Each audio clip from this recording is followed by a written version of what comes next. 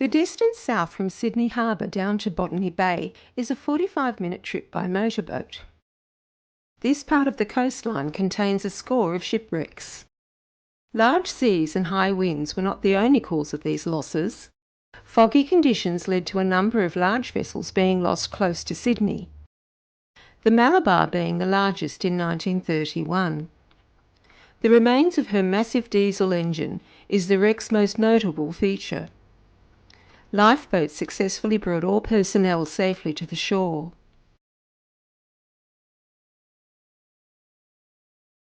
The full story of the Malabar can be seen on Max's YouTube channel.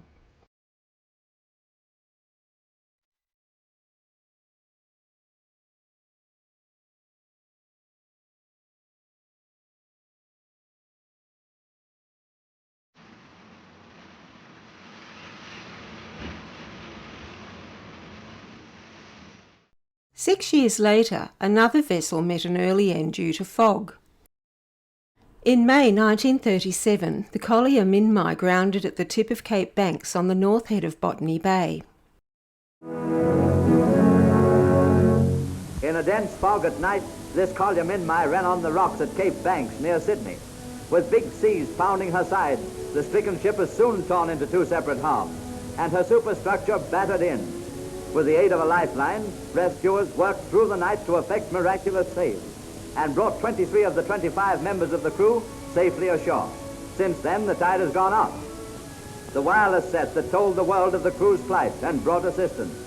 On this aft section, 2 of the sailors were trapped and were lucky to escape with their lives.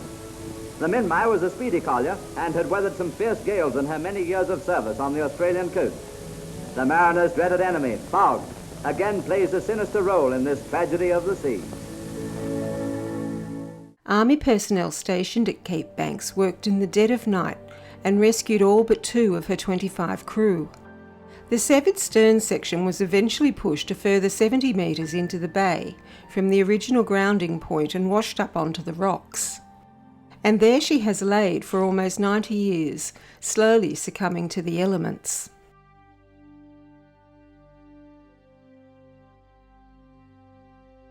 Fog claimed another large steamer in May 1899, when the Tekapo grounded in Maroubra Bay.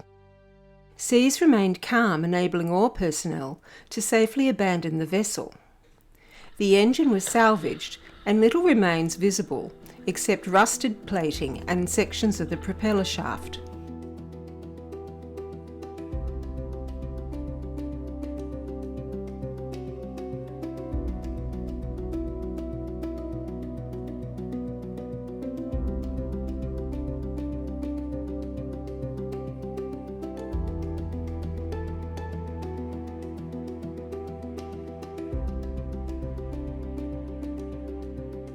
Her anchor is now on display at North Maroubra at a small memorial to the ship. Collisions were another cause of shipwrecks. In 1890, one took place a kilometre out from the Hornby Light, near the entrance to Sydney Harbour. The steamer Royal Shepherd, towing the schooner Countess of Errol, had just cleared the heads when she collided with the collier Hursk. The Shepherd disappeared in just under 10 minutes, leaving divers with a remarkable shipwreck. Resting in 28 metres on a sandy bottom, the hull has disappeared under the sand, revealing the mechanical working of the vessel. It looks like the whole setup could be salvaged and placed in an engineering museum on how a steamship works. Built in the UK in 1853, the rare oscillating engine and box-shaped boiler give an indication of the age of this vessel. It is an excellent look back on the early steamship propulsion.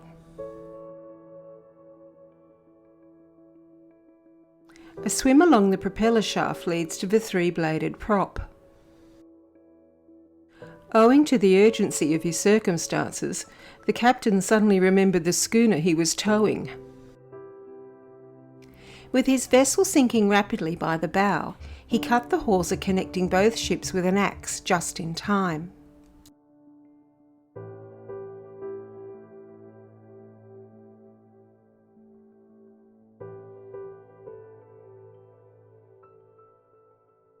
All the crew were picked up by the Hursk.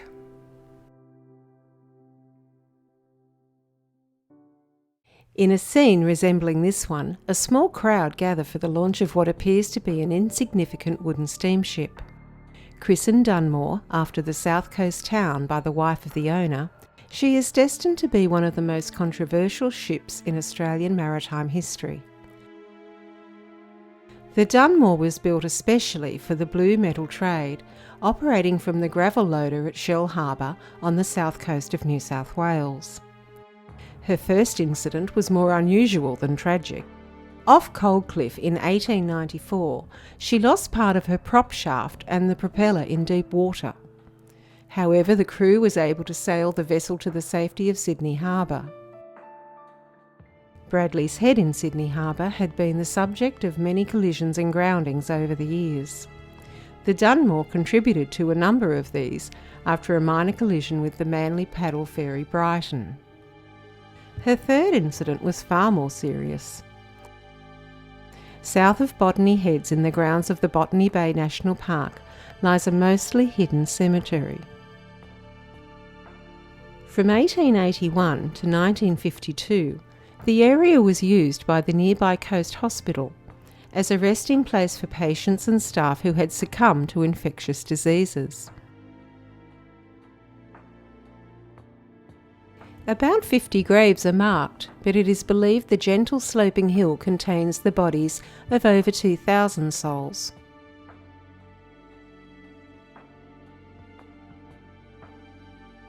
From a few tents on the beach, the wards of the Coast Hospital sprung up one after the other along the southern cliff face.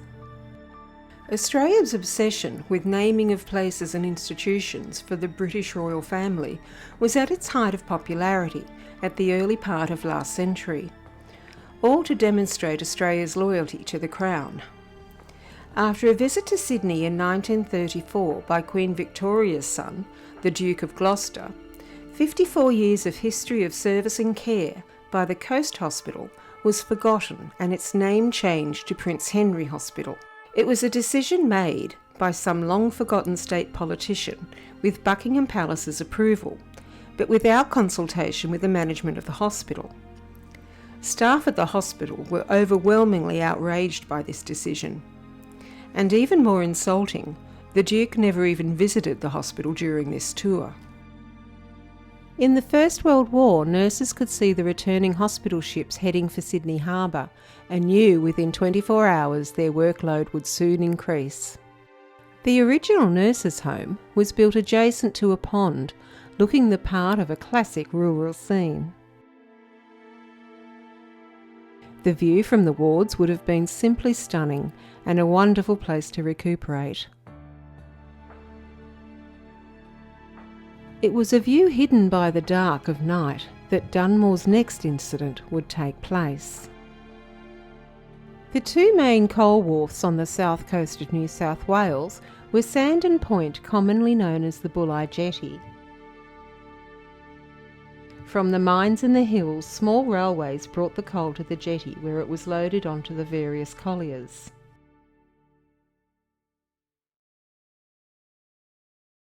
Just 2 headlands down, the Bellambi Jetty, also known as South Bulli Jetty. It was from here that the collier Kello departed for Sydney on the night of May 12, 1902.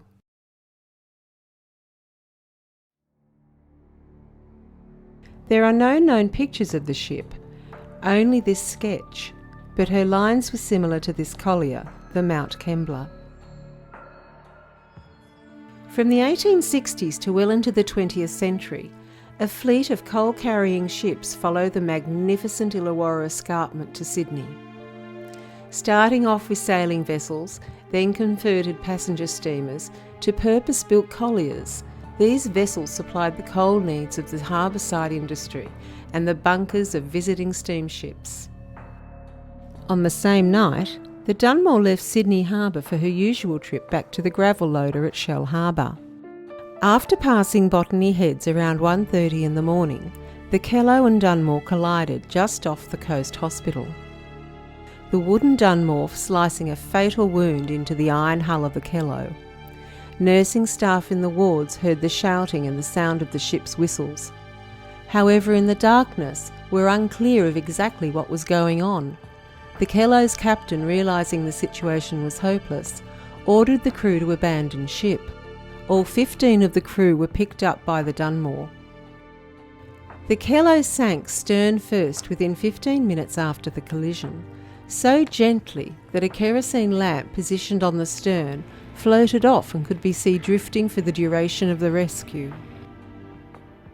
For our dives on the Kello, we're usually geared up at Little Bay.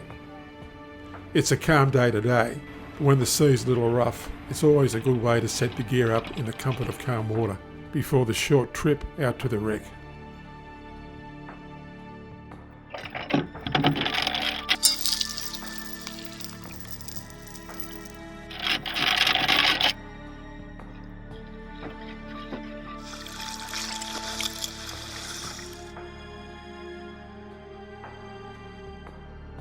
The anchor leads to the stern of the wreck, the frame of the rudder clearly visible. The wreck sits in 51 metres, mostly on the reef. The long cylindrical object is the ship's prop shaft, and as you can see, the vessel is badly broken up after almost 120 years in the ocean. The ship was built in 1866. Like the Malabar, wreck diving has been made a lot better with the introduction of the deep water sewerage outlets in 1990. The winter months are usually the best for visibility. The Kello's engine has been blown up, most likely soon after she was discovered in the late 1960s. It is believed this was by Eric Buchanan, who owned a salvage company at the time.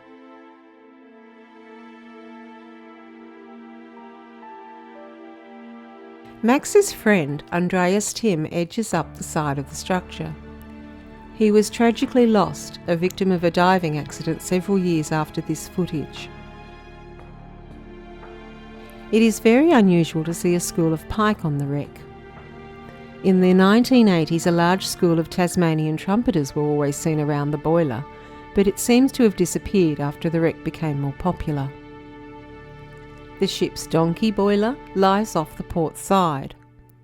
These boilers were used to power the steam winches for the discharge of cargo. Their small size made them easier to fire up compared to the ship's main boiler. The copper tubing has been removed and a cuttlefish has taken up residence. Nearby, the tubing remains where it was placed.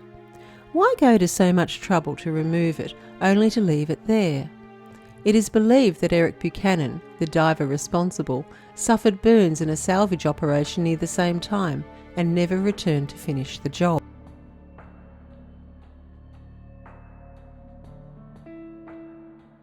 Marine life on the wreck is sparse, like most wrecks that lie on reefs.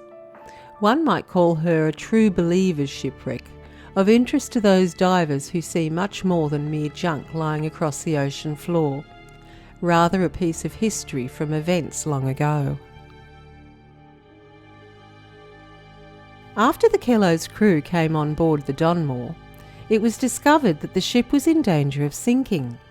A tarpaulin was rigged over the bow and the ship set off at full speed around Cape Banks into Botany Bay. The tiny wooden vessel, similar to this, ran a course direct to Kurnell Beach, where her skipper ran her up on the shore, about 1 kilometre from Captain Cook's landing place. Her captain told the press the water had almost reached the boiler fires. Forward of the boiler, the first of the cargo winches and the capstan come into view. The Kello landed upright on the seabed, her keel mostly supported by a small reef. Piece by piece, she fell victim to the corrosion.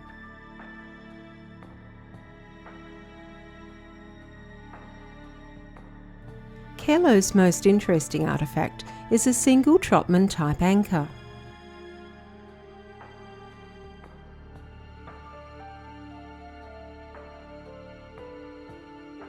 The anchor fell from the side of the hull and landed upright, and has stayed in that position for almost 120 years. Max used this 1992 picture of the anchor for the first of his 3-book series on the wrecks of New South Wales. Nearby, a large Admiralty anchor lies.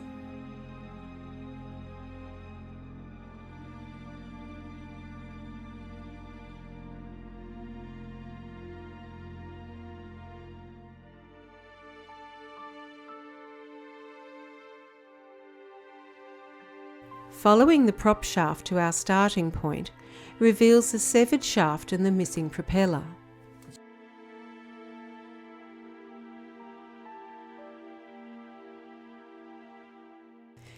Its remains are just 3 metres away, the blades most likely damaged as the ship foundered stern first.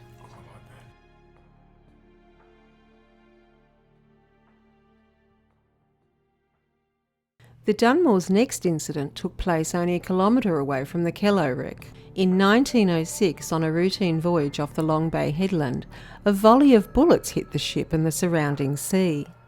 The barrage had come from a practising regiment on the Randwick rifle range positioned on the coast.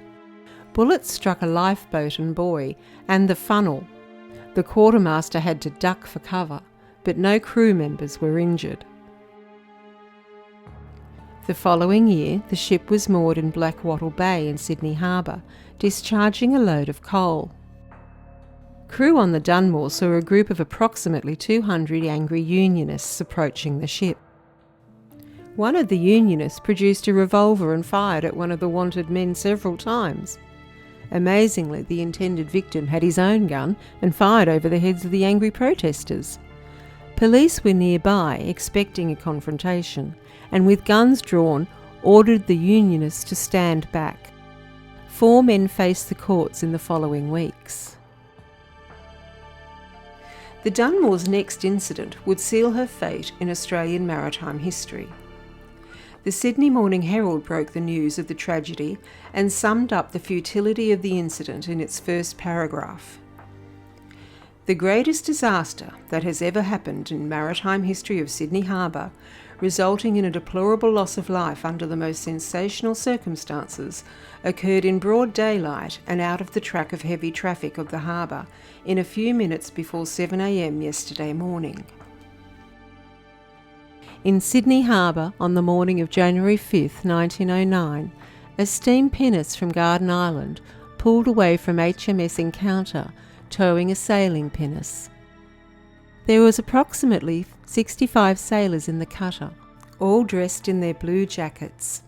The 2 vessels were heading for the legendary man-of-war steps, where the men were to make their way to the Randwick rifle range for target practice.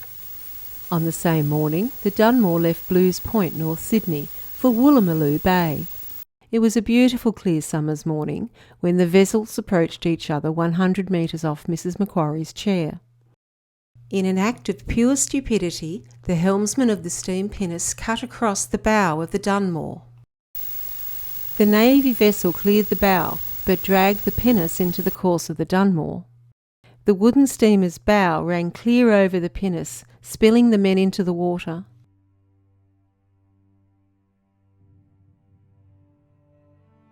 "15 young men lost their lives in an accident that was completely avoidable."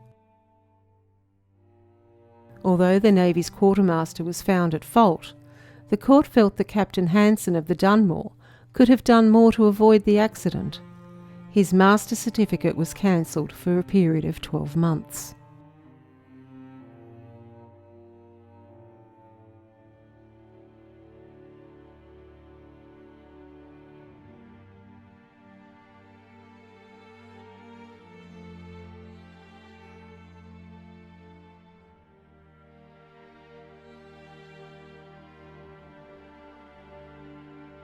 The bad luck continued in 1910 when the Dunmore grounded on one of the 5 islands off Wollongong.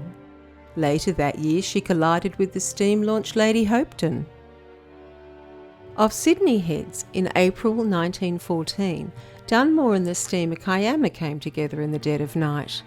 In a repeat of the Kello incident, the slowly sinking Dunmore steamed for the nearest beach, that being Lady Beach in Sydney Harbour. She would remain there for 3 days before being refloated. In 1915, she ran aground off Bradley's Head, and yet again another collision, this time with the collier Southborough. Her final recorded incident took place off Botany Bay when she collided with the tug Champion in 1918. Although the ship was still registered as late as 1940, the 1918 incident appears to have been her last. The well-worn track to Sydney Harbour, made by hundreds of mostly forgotten colliers, has long since faded away. Scores of ships, hundreds of men, both on the ships, on the jetties and in the mines, have long since passed. Many men paid the ultimate price both on the sea and on the land.